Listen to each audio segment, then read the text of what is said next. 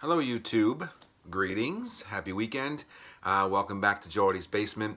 Got another video here, going to combine sort of two things for you today. First of all, I want to talk more about the vinyl unboxing from this week that I did earlier in the week and posted here on the channel. Got a little bit of a review there. Also, two separate pickups, or probably three actually if you count a small one I did at Target as a vinyl pickup. But I got three of those and I want to share some vinyl with you there. So, got the coffee brewing today. It's chilly outside, came off a snowstorm this week. Perfect day for vinyl, right? So we talked earlier in the week about the vinyl unboxing, and I wanted to just give you a quick review. This is our second one. I don't want to rehash the entire first one, but you can go back in the archives of this channel and you can see about a month back when we did our first vinyl haul. And I was mixed on that one on a review, and so when the second one came, obviously I'm still very skeptical. The first record we pulled was this Block Party. The album is called 4. Pretty cool album artwork, very high quality pressing, high quality packaging, and it's really cool. I actually kind of like it. I picked it up on Apple Music, added it so I can listen to it in the car, and I've listened to most of it by now. And I'm pretty impressed. I mean, these guys have a growing following. I think this is from 2012, this album. They've had one since, I believe, but it's not that bad, all right? So I give that an okay. The second one we pulled was the Motley Crue, Girls, Girls, Girls, the 180 gram repress from 11 or 2008 maybe? I don't know when it was. In any case, this is Motley Crue at their lowest point. The packaging is very nice. The vinyl is very heavy, and it's got my favorite all-time Motley song on it, Wild Side, right there. So, but the rest of it is kind of weak. And I knew that going in. I kind of regretted busting this one out of the shrink. I probably could have made a trade for something different, but you know, it's Motley Crue. The third thing we pulled was odd, DAP Girls, D-A-A-P Girls. These are not girls at all. This is a pretty garagey, heavy, kind of sloppy, independent band that I couldn't get into. I tried. It's kind of jammy, kind of punkish. I'm still gonna try again, but so that's those are the three records we got from vinyl. We have one more package coming, and hopefully that third package will be the best of the three packages. I don't know. In any case, I'm probably going to discontinue my vinyl subscription after the next box. I did a 3-month trial run with them, paid $100 for it, and I think I'll try Vinyl Me Please after that. Okay, so let's get into some new pickups. I think Target is stopping their sale of vinyl. I'm pretty sure they're not going to. I just got that idea. One of my Targets locally here no longer sells it. I'm in Target all the time. 3 kids, let's go to Target. So Dad goes to the vinyl section, which no longer exists at one of my Targets, but the other one it does. And they were having a sell-off of whatever they had left. So I picked up this Lumineers record. I believe it's their debut album for like $12. And then for my daughter, I got this Panic at the Disco, Death of a Bachelor. I'm not a big Panic fan, but this has a couple cool songs on it. She really likes it. I think I got it for 13 or 14 bucks, which, for a new vinyl, still shrinked up and high quality packaging and all that's pretty good. So we got that. And I visited a couple of record stores this week. The real local record store, which is around the block from here. If you're in South Jersey, you probably know Tunes. There's 2 locations. One is much better than the other where it comes to digging for vinyl. But they don't grade their records. They don't put them in packaging or in plastic. They just sit there in the bins and you flip through them and you're in and out in like 10 minutes. And then I visited a more proper record store today that I'll show you that haul. These are small hauls as well, just for an idea of what we did, how we did today. All right, Manfred Mann, Nightingales and Bombers. What a way to start.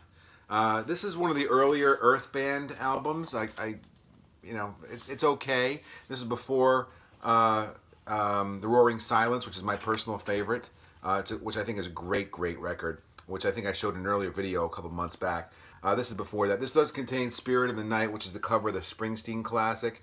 The rest of it is mostly instrumental. The vocalist is kind of weak. It's Mick Rogers, who left after this album. So he only did one, really, this record. Yeah, it's okay. It's not bad. This is actually a very good quality vinyl, so I'm happy to have that. just to add it to the collection. Here's another one from around that era. You recognize this one. This is Focus Moving Waves. Yeah, everybody knows Focus. Jan Ackerman, the great, or Jan Ackerman, however you want to pronounce it, Dutch guitarist. And this is the album that contained their hit Hocus Pocus. Everybody knows Hocus Pocus with the yodeling vocals. And I never heard the rest of the album. And I mean, this came out in 70, like 4 or 3 or something. Until I picked this up, oddly enough. And the rest of it is nothing like that. The rest of side 1 is, I mean, it's fantastic. Don't get me wrong, it's terrific, but it's nothing like Hocus Pocus. Side 2 is 1 track. It's called Eruption, and it's just 1 track broken up into 5 sections, and it's actually very, very good. This album is excellent. So I'm really happy I got it. I'm kind of disappointed it took me so long to get turned on to it. I first heard Hocus Pocus, the song, in the 70s on a K-Tel. I remember having it on one of those. If you're about 50 years old like me, you probably remember K-Tel, which was the That's What I Call Music before That's What I Call Music. We used to get K-Tel albums, and I heard that song Hocus Pocus on a K-Tel album, which got me thinking about K-Tel. And I found one. This is not the one with Hocus Pocus, but I did find this still in the shrink. An old K-Tel. Man, these things were poor quality pressings. I mean, the vinyl, I mean, there's 20 songs on this record. And I think they cut some of them off. So some of them kind of abruptly fade. I think Barry Manilow, I noticed when I was listening to it, Mandy is on this. And it just kind of ends. The song just kind of, boom, it ends and the next song starts. And it happens a couple times. I think it happens with Jigsaw, Sky High. I know it happens with Discotheques Get Dancing also on side 2. 20 songs on one record. Captain and Tennille, Frankie Valli, Casey and the Such. It's all the stuff that you had mid to late 70s K-Tel. It's great. It's just fun. It's fun. Distributed by K-Tel out of Minnesota. And it's still in the shrink, which I thought was kind of cool. But the vinyl is really thin, flimsy, and the packaging is just awful. But it's cool to have a K-Tel album, right? All right, let's get into one of the greatest debut albums ever that I think is so terribly underrated. This is early rock radio. We're talking 1980. This is Loverboy, and everybody knows Loverboy from their second album, Get Lucky. And they had some FM hits, some MTV made them big. But before that, this album is how it started. I mean, first of all, you had Paul Dean and Mike Reno. What a great combination. Great voice, Mike Reno. Bruce Fairbairn produced it. Bob Rock engineered it. Mike Fraser, assistant engineer. Well, it's a dream team. And how can you make a bad record with that team? And this was great. I mean, aside from the songs, I mean, Turn Me Loose, the iconic The Kid Is Hot Tonight is on this album. But there's also a lot of great album tracks like Lady of the 80s and Prissy Prissy, and DOA is a great hard rocker. And I highly recommend. This is kind of lost with Foreigner 4, which came out a year after this. And Journey Escape came out a year. What a great time for music. 79 to 81. Fantastic debut album, Loverboy. All right, so here's one that I never had in my vinyl collection before. Call me crazy, but I finally added it. I found a decent copy. I didn't want to go crazy. You can really go crazy with some of these, as you know. This is a beautiful gatefold Carole King, Tapestry. I've yet to play this. I know all the songs on it, but I've yet to play this, so I'm not sure the quality of the vinyl. I looked at it, it looked okay, but I'm happy to have this finally in the collection. I love you don't get glare. There's no way you can get glare on some of these. You can put them in front of the camera and all of a sudden, bam, you get whiteout conditions. Cheers. Okay, what else we got? Okay, this is another debut album. Nobody's going to probably be interested in this. You could probably get this for 50 cents. But I'm a big Julian Lennon fan. I'm a big Beatles fan, and I don't like Julian because of the relationship to his dad. He's great on his own. He's made some duds. He's made some real duds solo albums. This is not one of them. This is his first album, Volat. And although the comparisons to his dad are endless on this, he sounds like him, quite frankly. It's a tremendous album with good songwriting and good quality songs. He had a great team. Phil Ramone produced it. Highly recommended. Julian Lennon, Volat. And then here's a classic that I had to add to the collection. Leftoverture from Kansas. How can you be a prog guy and not own this? I have it on CD. I probably have it on cassette, maybe even 8-track. But I never had it on vinyl. At least not now. I may have had it once in my life. Carry On Wayward Son, and my personal favorite Kansas song, The Wall, is on this. So I have yet to spin this. I love the cover. It's so proggy. Prog is great, and the music and the album artwork. It's a subject for another video. And here are two albums, probably my two favorite albums from Billy Joel.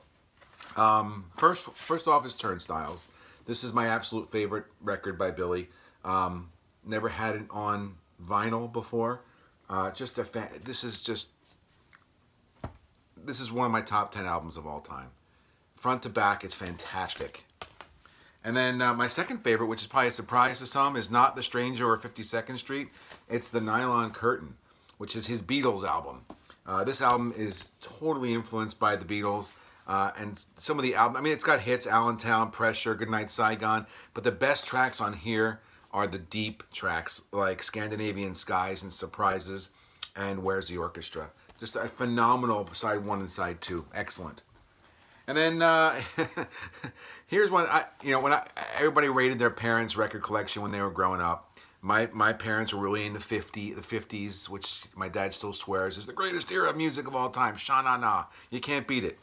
Well, this was a box set of 4 records that my parents had that I spun endlessly in the 70s, since I can first remember. Whole lot of shaking going on, Twist and Shout, Louie Louie, You Talk Too Much, right? 4 albums, each one of them had a different record sticker color. So you had the yellow, right, turquoise, etc. I don't want to go through all of them. This has every great song that came out in the 50s, literally every one. Every one. There's no exceptions. Original hits by original stars, and look at that. That's about what I paid for this, by the way. $6.98. Electronically re-recorded to simulate stereo. Something I did not notice when I was a kid. I didn't care. Who cares?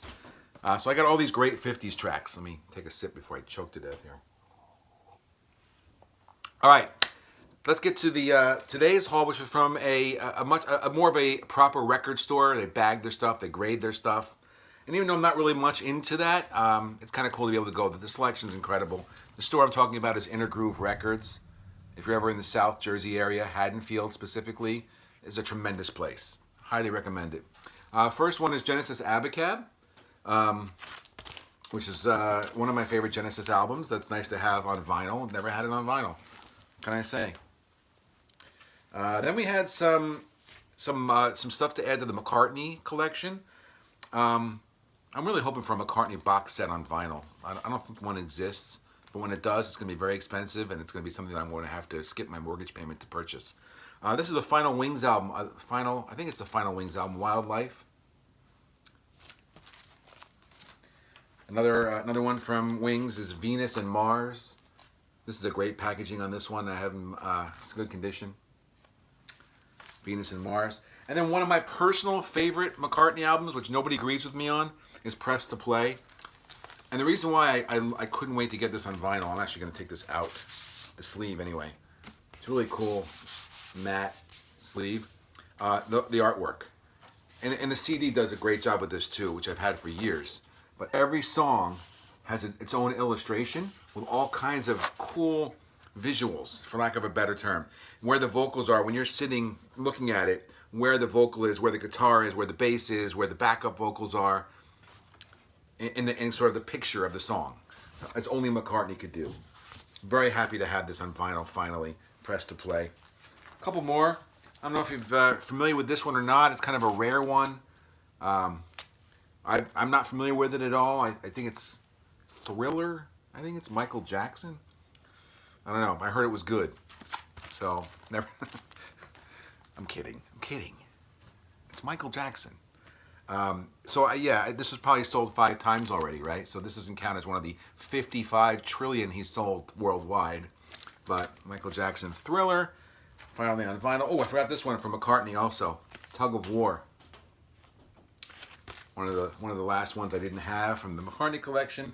And then the very final piece, looks like I'm here, the final one I'm going to show you, is Steely Dan Asia. This is, it says rough on the sticker. You know, I'm not, they had 16 copies of this, and anywhere from rough to phenomenal. And the phenomenal ones were $23 or $24. I paid $4 for it. I'll clean it up and I'll listen to it, and I don't care if it has some scratches and pops. I talked about this before. I'm not into the whole, oh my God, this record has no scratches and pops. It sounds like a CD with a needle on it. I don't need it to sound absolutely unbelievably incredible. I like the charm of a few cracks and pops. It says rough. If it's too rough to play, well, at least I'll have the cover for the collection, which is in very good shape, which is tough with the black cover. But anyways, is what it is. Everybody has their own taste, their own reason to collect. Anyway, that covers everything for today. I thank you very much for watching. I'm looking around to see if I missed anything. I did not.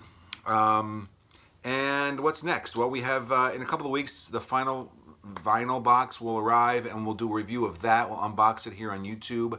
I'm excited about that, and then we'll move on to Vinyl Me Please or something and give that a shot, a review. I'm sure I'll have another visit to the store soon as well. Thank you very much for watching. Have a fantastic weekend, and cheers. Adios.